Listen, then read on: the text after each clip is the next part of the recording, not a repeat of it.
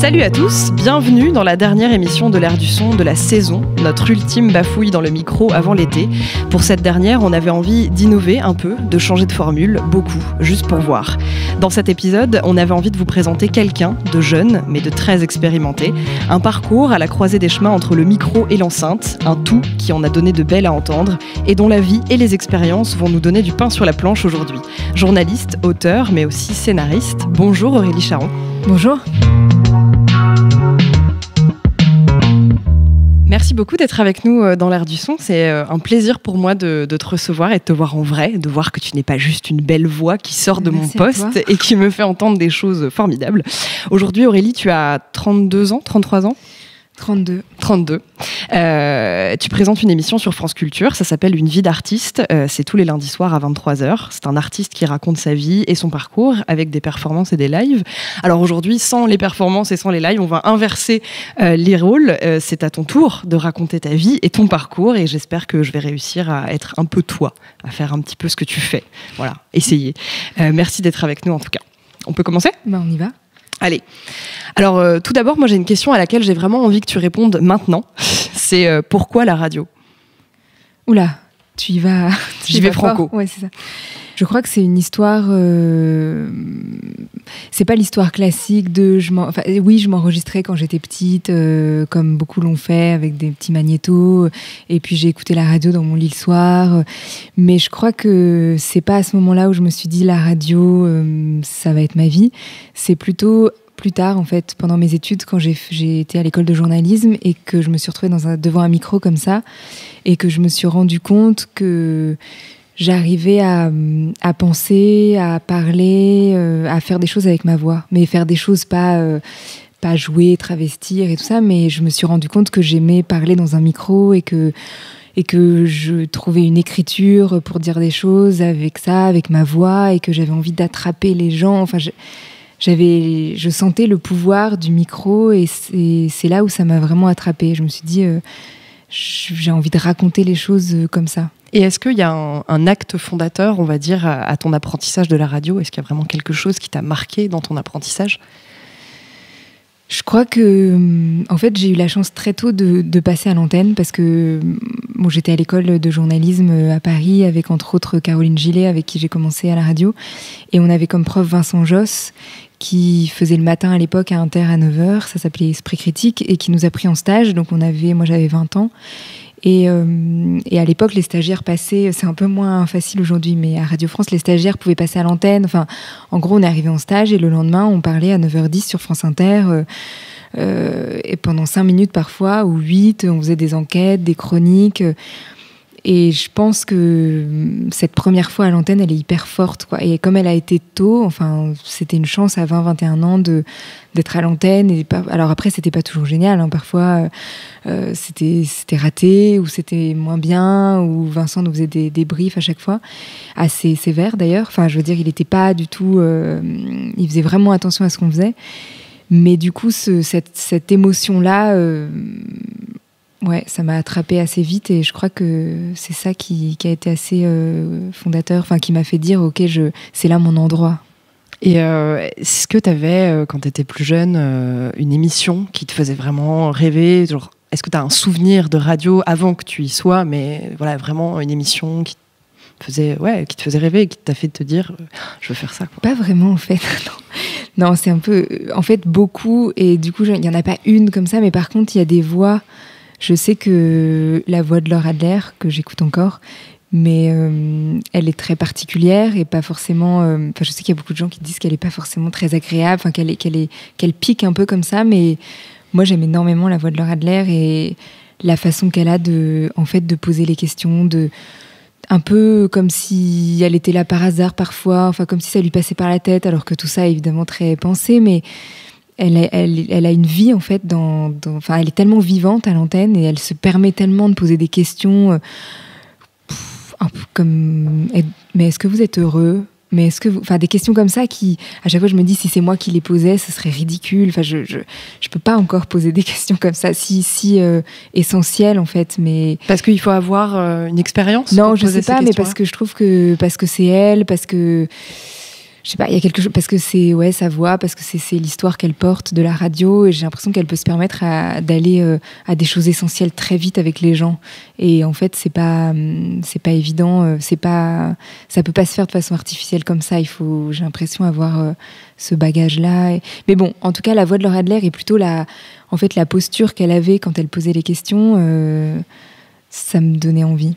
Et est-ce que quand tu es rentrée dans le métier, si on peut dire ça comme ça, tu t'es dit j'y rentre pour changer quelque chose? Est-ce qu'il faut que j'apporte ma patte là-dedans?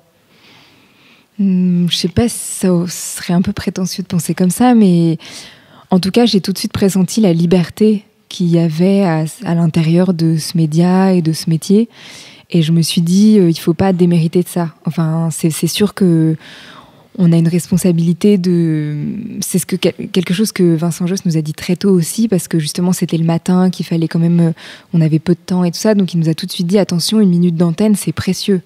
Enfin, tout à coup, c'est pas tout le monde qui a un micro devant la bouche et qui peut parler comme ça, qui a ce pouvoir-là, cette liberté, cet espace. Et donc 30 secondes, 1 minute d'antenne, il faut pas les gâcher, quoi.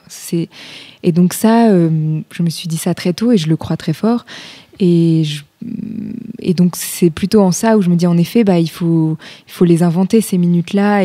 Donc qu'est-ce qu'on fait? On n'est pas là, on fait pas du musicomètre, quoi, je sais pas comment on dit, du parlomètre. Enfin, on fait pas de la radio. C'est plus qu'un flux, quoi. C'est qu'est-ce qu'on construit. Donc en ça, je me suis dit assez vite, oui, j'ai envie d'être à la hauteur de cette liberté-là et de la chance qu'on a d'avoir 1 minute ou 60 minutes d'antenne quand on a 1 heure, comme j'ai là par semaine à France Culture.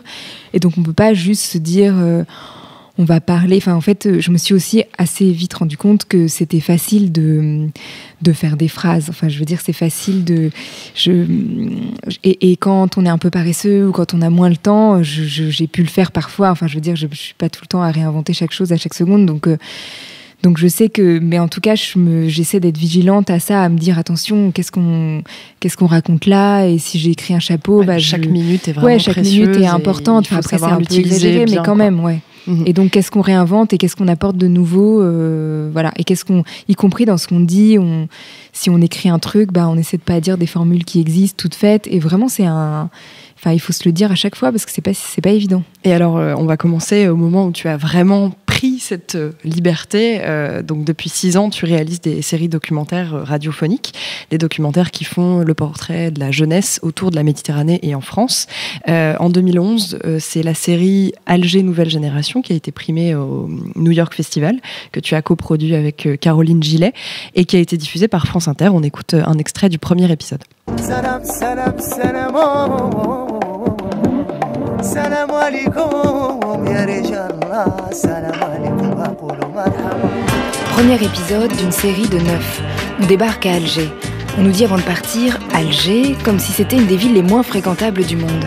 Mais ce n'est ni Alger la blanche, vue de loin, ni Alger la rouge des années noires. C'est Alger maintenant, sans nostalgie et avec envie. Ceux qui ont 20 ans aujourd'hui sont nés avec l'espoir des révoltes de 88 et ont grandi dans la terreur de la guerre civile. Mais Alger se relève. Antique, comme ils disent. Ça va aller. C'est Alger qui croit en l'avenir, même si c'est un avenir sans projet concret. Depuis janvier, on pense que c'est possible. Étudiants, artistes, chômeurs, haragas, on est chez eux tout l'été. Ah, c'est cool. On va où, pardon, Sofiane? On va par là. On va chez ma grand-mère, Bab el Oued. Un des quartiers les plus peuplés au mètre carré du monde. Probablement. Probablement, c'est très peuplé. Comme vous le voyez, c'est des vieilles cités. En fait, c'est pas des vieilles cités, c'est des habitations coloniales. Bab el Oued, c'est un mythe, et puis c'est le plus grand quartier commercial et le plus grand quartier habité d'Alger. En fait, là, faut pas trop faire de bruit parce qu'on va rentrer dans l'immeuble, tu vois. Puis les gens, je pense pas qu'ils apprécient. Exactement. Tu veux que je le cache complètement? Exactement, c'est mieux.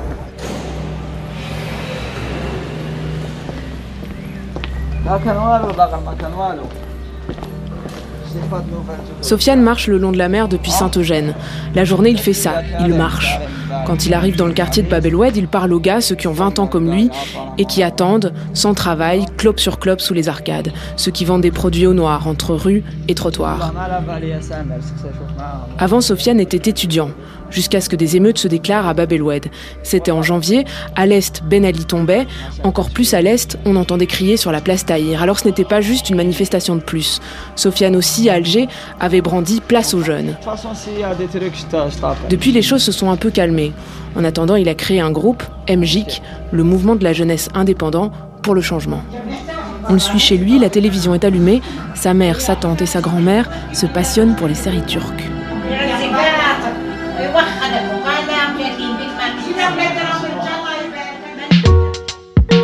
Donc c'était un extrait de Alger Nouvelle Génération. Est-ce que tu peux nous parler un petit peu de cette série en quelques mots ? Alors en fait, c'était en 2011 et avec Caroline Gillet, on avait envie de travailler sur la jeunesse, enfin sur notre génération. On avait 24, 25 ans au début. Et depuis longtemps, on avait cette idée d'aller en Algérie. Mais on voulait faire au début quelque chose entre l'Algérie et la France. Puis les printemps arabes arrivent.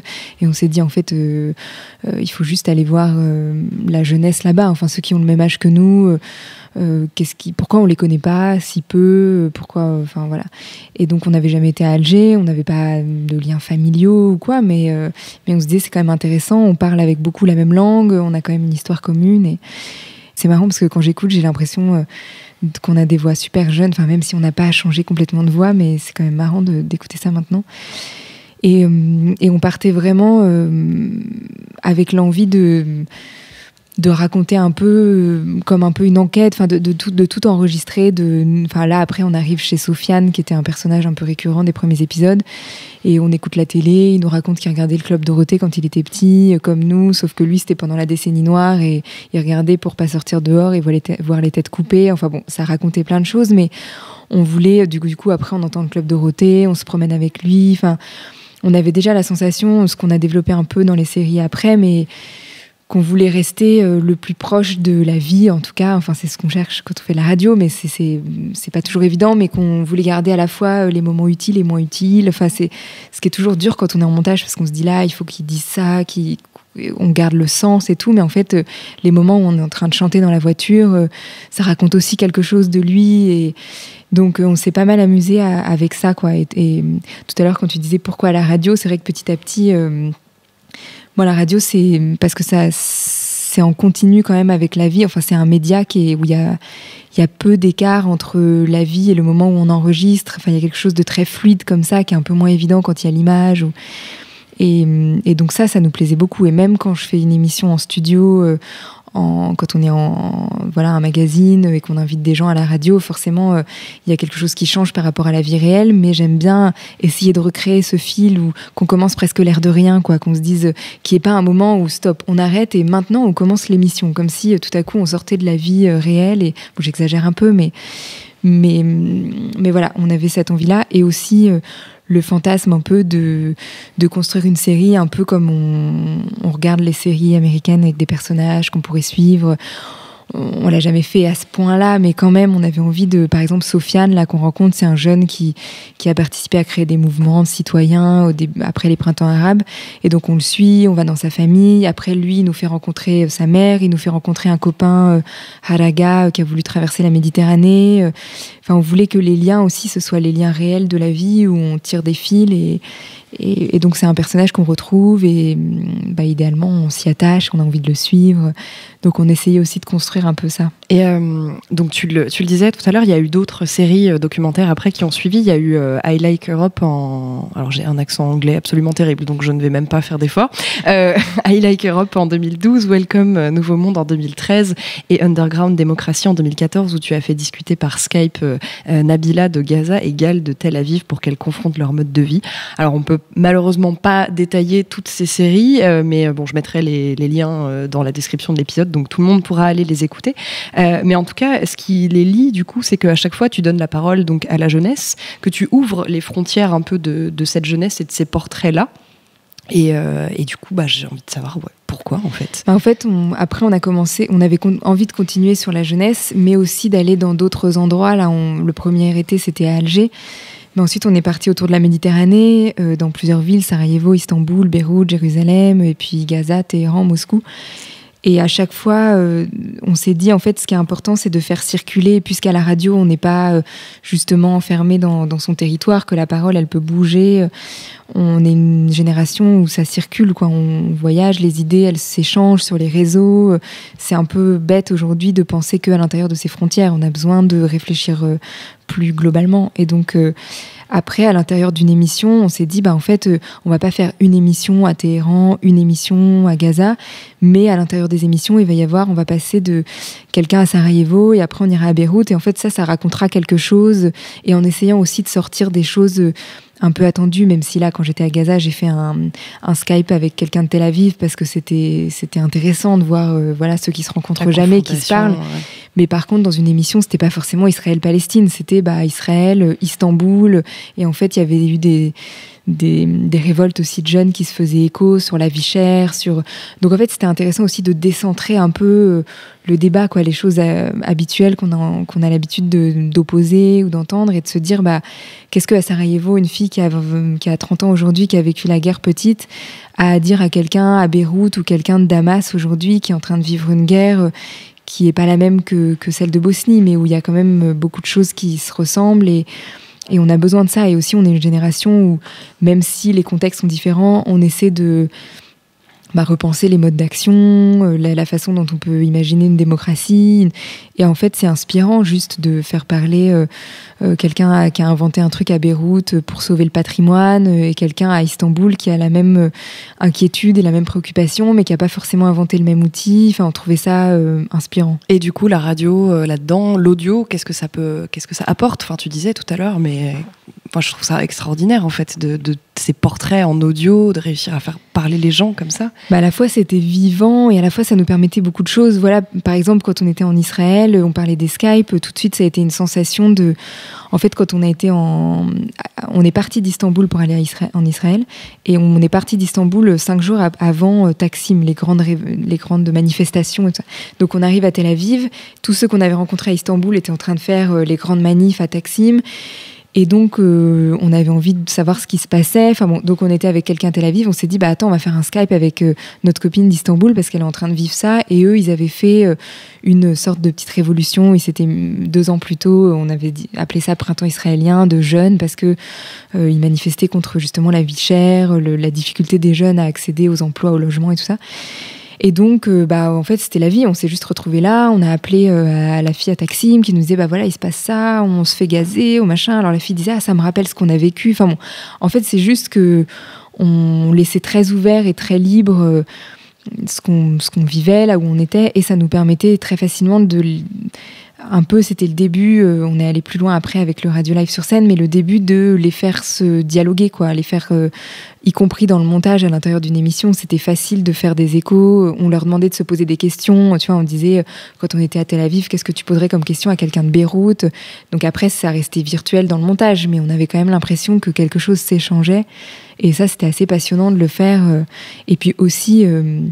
L'audio, c'est aussi parce que c'est nous deux ou moi toute seule. Après, les 3 dernières séries que j'ai fait toute seule, j'ai juste un micro. Enfin, c'est hyper simple. J'arrive à Gaza, je m'assois sur le canapé de quelqu'un, on discute. Enfin, ça garde une certaine intimité. Il y a quand même cette continuité. Enfin voilà, j'appuie sur enregistrer et en fait, c'est parti. On est dans la vie, quoi. Il y a pas de moment. C'est pas.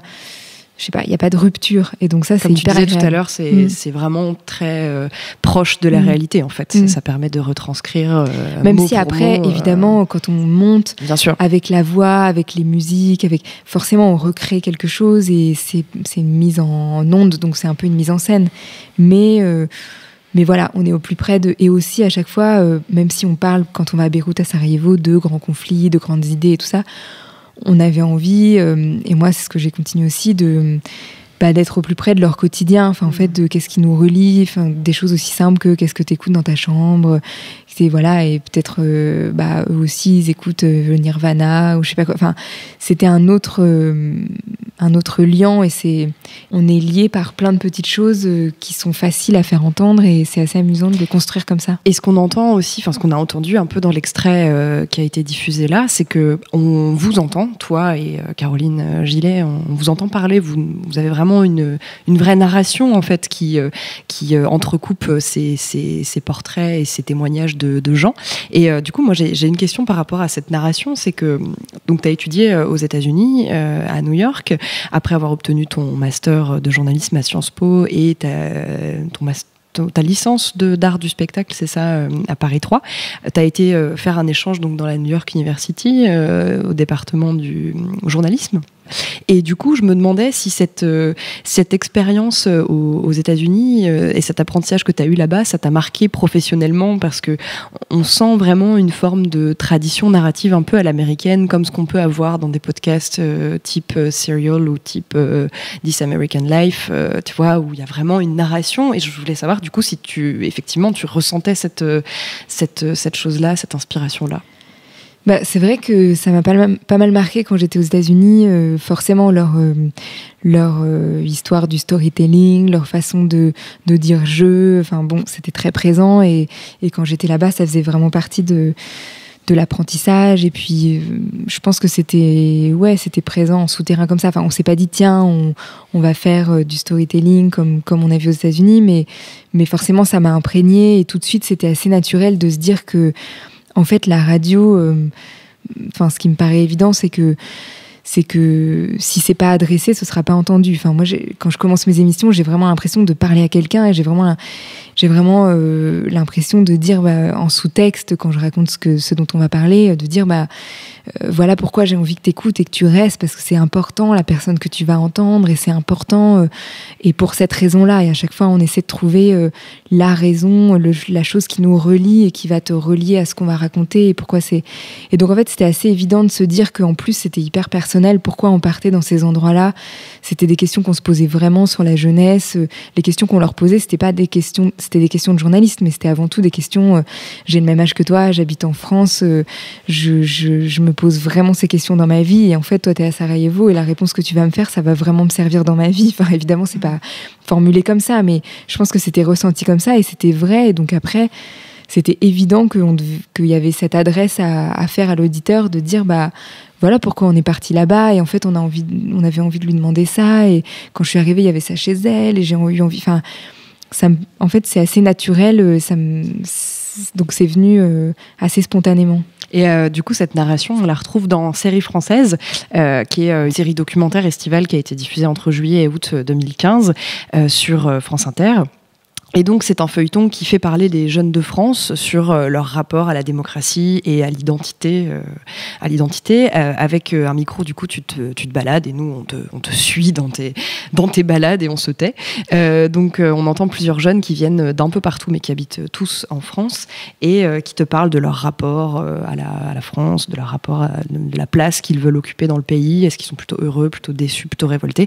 On va écouter le générique que je trouve absolument génial de Série française, et on en reparle après.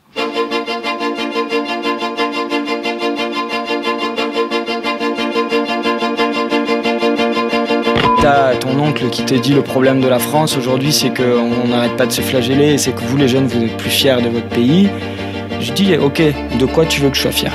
اسمي نور، استولدت في جربة وتوا نسكن في مارسيل en France. Je suis chrétien. Et uso gorso. Stéphane Essal, je lui avais dit est-ce qu'on peut s'indigner avec du métal? Il m'avait répondu il faut s'indigner, mais il faut rester calme. Et moi, je me résignerai pas. Je vois la vie comme un combat, donc je veux pas que ma vie soit plate.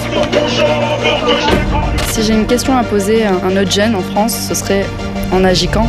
Et pourquoi on n'agit pas? Donc je peux pas rester dormir chez moi. J'ai peur qu'on se retrouve dans une société où chacun vit pour soi et point barre. Est-ce que tu te sens français? Est-ce que tu te sens bien ici? Je connais déjà la réponse. Je suis libre. C'est ça notre phrase, je suis libre. On vit dans l'incertitude, on est des petites poussières, mais je pense qu'il faut être heureux. Du moins, il faut y croire.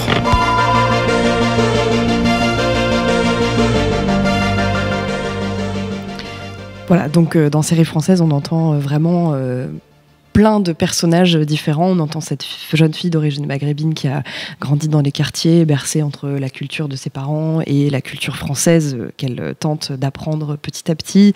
On entend un jeune maire qui vient d'être élu dans sa commune, dans le Nord, qui prend la place d'un maire communiste qui était là depuis plus de 30 ans. On entend un surveillant de collège qui nous parle des enfants autour de lui et de la France dans laquelle il est super heureux de vivre, mais qu'il regrette de voir un petit peu se briser, quoi, entre guillemets.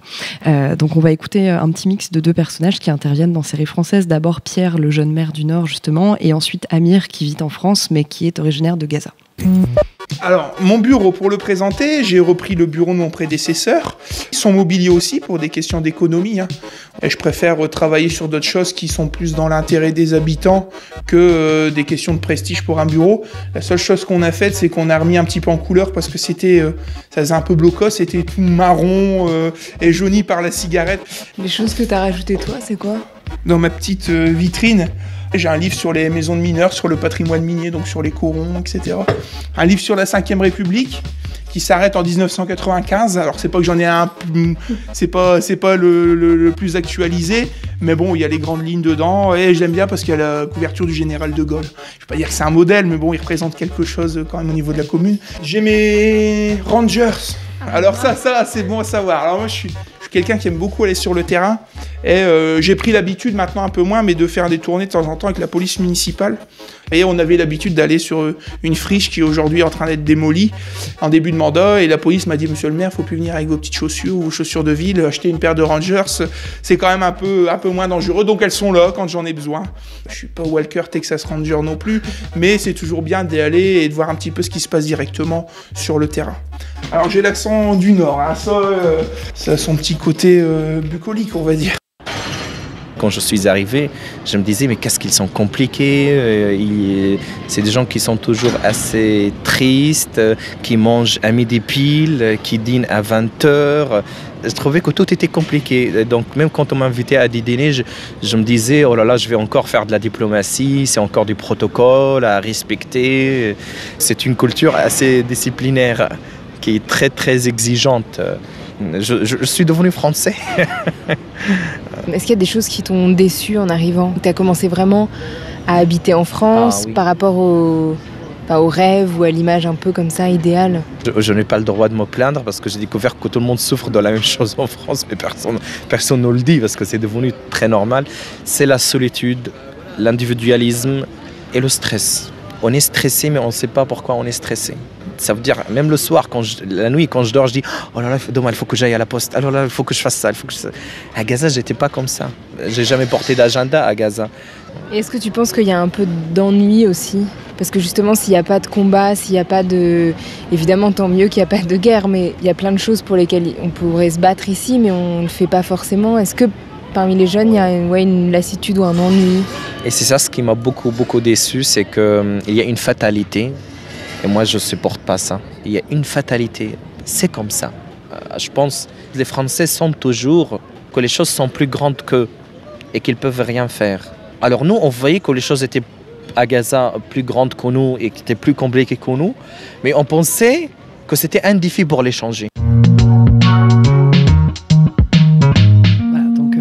Un petit mix de deux personnages, mais il y en a plein d'autres. Et du coup, est-ce que tu as un truc pour faire parler les gens ? Est-ce que quand tu arrives devant eux, tu as un petit schéma en tête de ce que tu vas faire, ou est-ce que juste tu ouvres ton micro et tu laisses les choses venir ?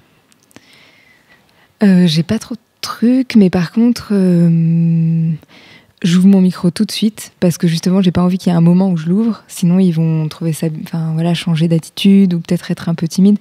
Donc en fait, je l'ouvre tout de suite. Et là, par exemple, quand on entend Pierre, le maire, j'arrive, je lui dis est-ce que tu peux montrer ton bureau ? Tout de suite, on est un peu dans l'action et c'est vrai que après, c'est ce qu'on disait tout à l'heure. Je crois que à partir du moment où ils sentent que c'est vraiment, en fait, c'est des vraies questions, mais des vraies questions dans le sens où en fait, je me les pose vraiment. J'ai pas envie de les interviewer, mais c'est juste que le maire, Pierre, j'ai envie de lui demander, mais t'es mère, t'as 23 ans, comment pourquoi tu crois encore à la politique, par exemple, ou tu as l'impression que tu vas vraiment pouvoir changer les choses, ou c'est des vraies questions qu'on se pose tous, j'ai l'impression. T'as pas l'impression du coup de faire un travail de journaliste? Si, j'exagère un peu, mais en tout cas, je pense que, je sais pas, quand je vais les rencontrer, il y a un truc très spontané. Après, maintenant, plus trop, mais au début, on avait vraiment le même âge aussi.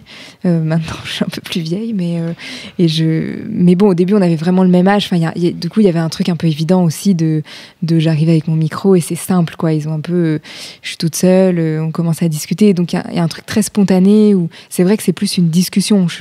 Et donc, comme on parle autant de la musique qu'ils écoutent, que je leur fais me mettre sur leur téléphone ou et qu'on passe du temps, parce que, je sais pas, on discute 3-4 heures. Et ils oublient le micro en plus au bout d'un moment. Donc oui, je pense en tout cas, c'est vraiment, on est en train de discuter et ça, je pense qu'ils le sentent, donc ça te met dans un état un peu spécial, je pense, et voilà. Et du coup, l'année d'après, tu as poursuivi avec ces portraits de jeunes parce que tu as réalisé la série Jeunesse 2016 pour France Culture.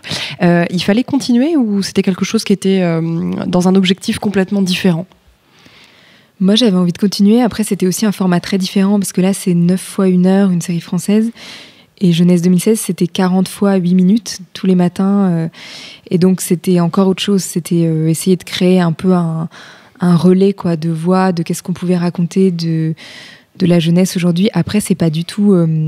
ça peut pas être représentatif ou exhaustif, ce serait impossible. Mais par contre, c'était vraiment l'envie, dès une série française, de montrer une jeunesse la plus multiple possible, enfin, même au niveau des voix, là, c'est vrai qu'on entend Pierre avec son accent du Nord.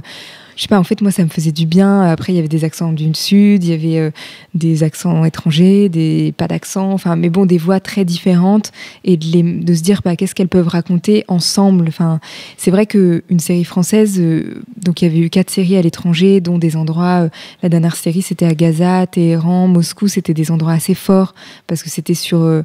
des endroits où il n'y a pas de liberté, pas de démocratie, comment la jeunesse se crée ces espaces-là. Donc c'est vrai que c'était des rencontres assez chargées. Et puis même Gaza, Téhéran, c'est des lieux compliqués, ça m'a beaucoup marqué. Et c'est vrai que j'avais un peu une appréhension avant une série française, en me disant, parce que c'est la direction de France Inter qui a eu cette idée, il y avait eu Charlie, et c'est vrai que avant que moi je me décide à finalement faire quelque chose en France, sur la jeunesse en France, j'avais presque une appréhension de me dire, bon, ça va être plus familier, forcément, ça va peut-être être moins fort, quoi.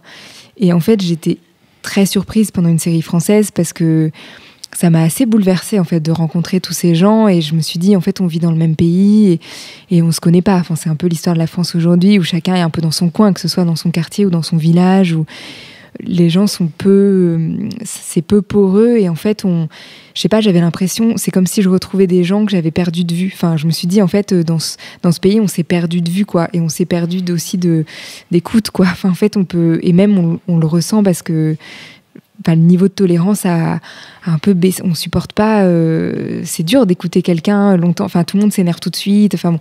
Donc là, je me suis dit, c'est génial d'écouter ces gens qui sont pas forcément d'accord. Il y en a plein qui pensent pas pareil, qui se ressemblent pas, qui sont peut-être même à l'intérieur de ce qu'ils disent, des fois contradictoires. Mais en fait, juste, est-ce qu'on peut s'écouter? Et c'est vrai que j'en avais assez de cette espèce de truc où ce serait une génération un peu sacrifiée et en tout cas une génération divisée où on peut plus s'entendre, c'est fini, il y a des mondes séparés, et c'est vrai que j'en avais assez de ça et j'avais aussi envie de faire entendre une jeunesse qui se bouge. Et c'est vrai que c'est pas en fait ils le font pas en le criant sur les toits, mais il y a plein de gens qui font des choses et d'ailleurs un autre truc étonnant, c'est qu'ils n'avaient pas du tout envie de parler à la radio. Enfin, quand je vais à Gaza ou à Téhéran, les gens ils savent que ça va pas être écouté dans leur pays, donc en plus ils sont hyper libérés de ça, ils savent que leur famille, leurs amis, qu'ils sont pas en danger, qu'ils peuvent dire des choses, et en plus je pense que ils ont une curiosité de rencontrer une jeune journaliste française. Enfin bon, il y a un truc un peu exotique qui est sympa aussi pour eux, donc en tout cas ils acceptent. Mais par contre en France au début je m'attendais pas du tout à ça. Enfin il y a une telle défiance envers les médias et tout que vraiment parler à la radio, ça les intéressait pas. Enfin, en fait, ils me disaient, mais pourquoi on te ferait confiance? Pourquoi? Puis ça allait être écouté dans leur pays, par les gens qui connaissent. Enfin, tout à coup, c'était un autre rapport. Et j'ai eu du mal. Enfin, pourquoi je te ferais confiance? C'est dur de répondre à cette question. J'avais pas de réponse toute faite. Des fois, mais bon, en tout cas, je sentais qu'il y avait une urgence à ce qu'on s'écoute, quoi, et à faire écouter ces gens-là. Et moi-même, il y a des choses que j'avais pas entendues et que j'avais envie d'entendre. Et du coup, tous ces jeunes que tu as interviewés durant tes nombreux feuilletons et documentaires, tu les as retrouvés dans Radio Live. Radio Live, c'est une expérience radiophonique sur scène avec plusieurs dimensions, donc du son, de l'image et des témoignages. Et donc, toutes les personnes qui ont témoigné dans tes documentaires reviennent raconter leur histoire en live, donc sur scène, cette fois-ci. On écoute le teaser. Alors, malheureusement, il n'y a pas d'image, donc ça fait pas le même effet, mais le son, c'est déjà pas mal. We work for the French radio. You are DJs? Kind of.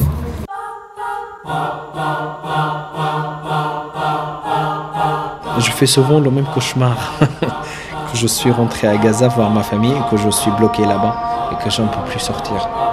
Qu'est-ce qui va nous arriver? On ne peut absolument pas prévoir le lendemain. Underground democracy. Je vis pas vraiment en paix et en conditions normales. I think one of the saddest days of my life was the day they arrested some of my friends. We were not allowed to speak. They arrest you. We are fed up. That's why we said fuck to everyone. Vous savez, c'est idiot de me dire qu'on n'a pas peur. Mais d'autre part, je ne peux pas abandonner ma position. Si j'abandonne, cela va me reprocher mes enfants. Underground democracy. Qu'est-ce que ça représente la liberté pour vous? How can you live with this fear, constant fear of war, and being happy? They just want to live one peaceful day. Underground democracy. Are you happy at all?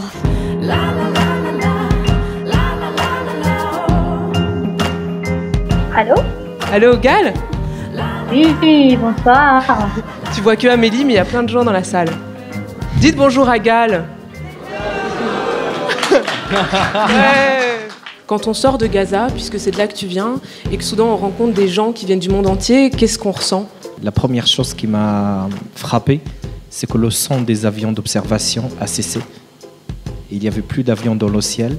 La première question, à quoi pensent les Égyptiens? Comment peuvent vivre s'il n'y a pas de guerre? À quoi ils pensent? Ça, c'était la question essentielle de tout le voyage que j'ai fait. On rentre direct dans le sujet? On rentre direct dans le sujet. Voilà, on marche avec moi. Donc ils sont en train de tracer une autoroute des années 50 en 2013, sans vouloir changer le tracé, sans vouloir réétudier la situation. Et là, on est en train de démolir tout ce qui reste du quartier qu'on appelle de la sagesse, de Hekmeh. Le verger? Le verger, les arbres. Il y a un mûrier qui a 120 ans. Il y a des maisons qui ont 100 ans et 150 ans et c'est monstrueux. Et tu vois les tours là-bas? C'est ce qu'ils veulent faire. C'est le Beyrouth du futur pour eux. Tu entends les oiseaux?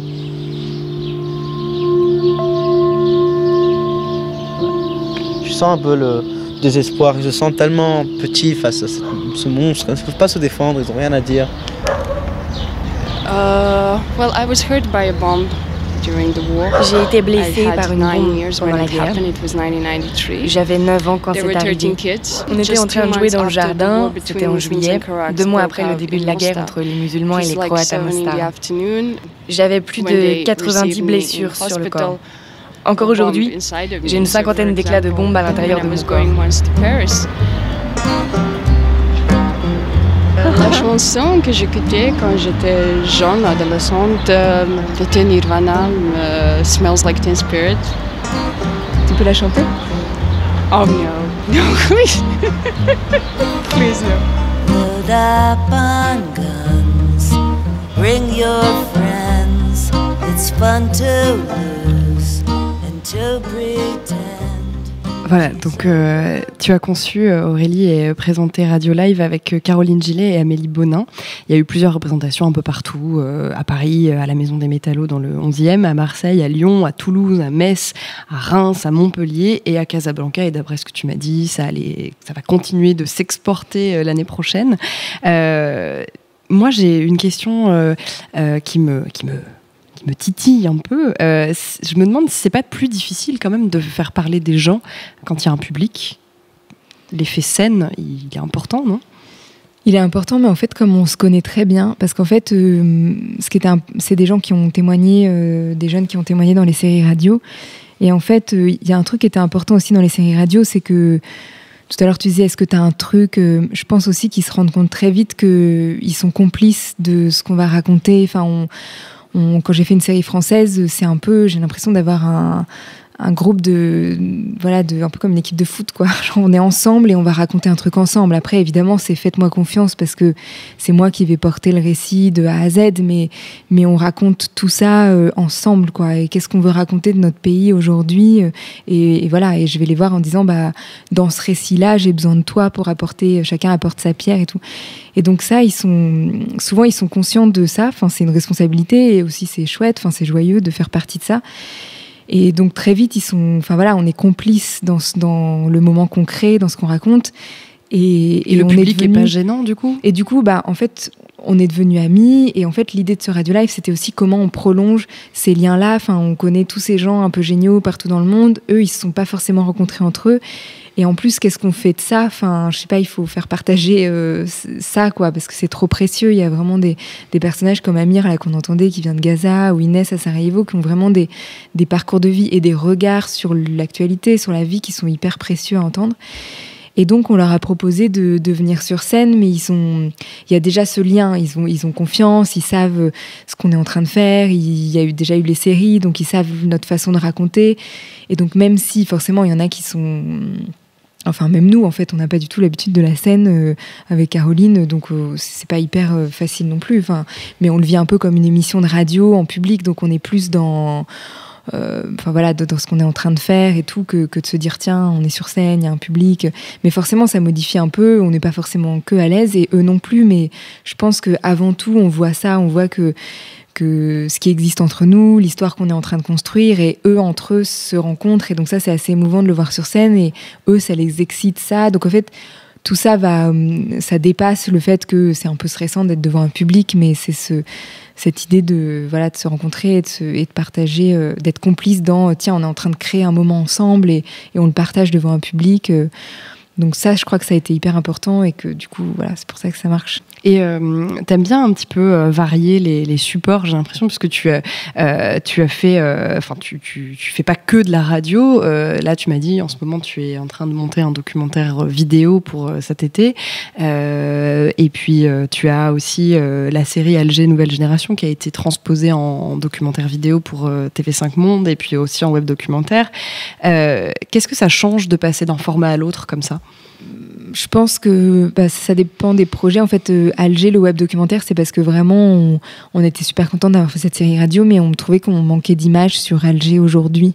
Enfin, que vraiment, c'était pas normal que dans les esprits, on soit bloqué à Alger la Blanche ou à la décennie noire, ou que ce qui se vivait aujourd'hui, c'était important. Et en fait, c'était un web documentaire avec des jeunes réalisateurs algériens. Enfin bon, on avait envie de voir des images d'Alger aujourd'hui. Donc voilà. Et là, le film que je suis en train de faire, en fait, c'est un peu une suite d'une série française. C'est avec 4 personnages. Il y a Amir, d'ailleurs, de Gaza, là, qui arrive en France. Il y a 3 autres jeunes Français qui font partie de ce film. Et c'est assez... En fait, j'avais envie de poursuivre avec eux. C'est pareil, à chaque fois, c'est comment on prolonge l'histoire, qu'est-ce qu'on raconte ensemble. Et j'avais envie de les réunir dans un même endroit. Pour le coup, on s'est réunis à Châteauroux, qui est le centre géographique de la France et qui est la ville où j'ai grandi, moi. Et donc, on questionne un peu le pays du centre de la France et on se pose le cœur du problème, c'est-à-dire pourquoi on pourrait plus s'entendre aujourd'hui entre Eddy, qui vient des quartiers nord de Marseille, Martin, qui vient d'une ferme du Pas-de-Calais, enfin voilà, des gens très différents. Et donc, j'avais envie d'essayer l'image parce que j'avais envie de aussi toucher un autre public, et le fait de passer à la télé, c'est aussi encore autre chose, et de montrer leur visage. Mais du coup, est-ce que la radio a un peu ses limites ? Est-ce que l'audio a ses limites ? Non, je crois que c'est pas du tout ça, parce que moi, même si là je fais un film et je suis très heureuse de le faire, je suis vraiment quelqu'un de radio. Enfin, tu vois, là, il y a des contraintes que l'image impose qui moi, me sont... En fait, entre les prises, j'avais envie d'enregistrer avec mon micro. Ça me semblait bizarre de ne pas enregistrer. Enfin, j'ai vraiment l'impression que c'est vraiment mon média. C'est vraiment ma façon de m'exprimer. Et ça... Mais après, c'est des expérimentations qui sont hyper intéressantes. Et c'est pas pour aller plus loin que la radio. C'est pour une autre expérience. C'est pour autre chose. Et c'était super, mais c'est pas parce que la radio a ses limites, parce que je me sens pas du tout limitée quand je suis à la radio. Au contraire. Dans l'audio, il y a moins de contraintes. Et je le disais en début d'émission, en ce moment, tu présentes une émission sur France Culture qui va reprendre à la rentrée, qui s'appelle Une vie d'artiste. Et là, tu le dis toi-même, tu aimes bien déplacer la parole. C'est comme ça que tu le qualifies. La faire intervenir donc dans des lieux en lien avec la personne interrogée. Avant, l'émission s'appelait L'Atelier intérieur, jusqu'en 2015. Et du coup, j'aimerais bien savoir pourquoi tu décides de faire ça, du coup. Enfin, pourquoi tu transposes En fait, c'est juste que quand j'ai commencé l'Atelier intérieur, donc c'était une émission à 23h le lundi soir en studio. Et j'avais commencé à faire, évidemment, j'avais fait des reportages, la série à Alger, tout ça. Et tout à coup, donc j'avais plus l'habitude d'être moi avec mon micro à la main et de me balader. Et donc d'être en fait autour d'une table, assis avec des micros, il y avait un truc de pas hyper naturel. Enfin, en tout cas, j'avais pas envie d'être bloquée. J'avais envie parfois de pouvoir me lever. Je trouvais ça pas très naturel de rester pendant 1 heure autour d'une table et d'être obligée de pas pouvoir bouger.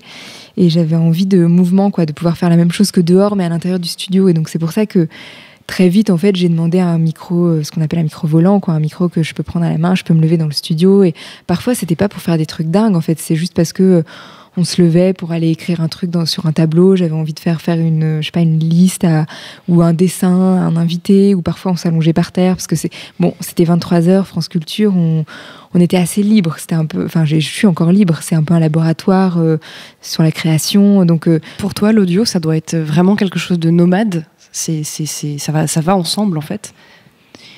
Oui, je pense. Enfin, que ce soit dans l'écoute ou même dans la confection. Je pense que en tout cas, ça doit être souple et fluide et donc on doit pas se sentir bloqué, quoi. Donc après, parfois, je fais des émissions où on reste assis autour de la table. Hein. C'est pas un truc.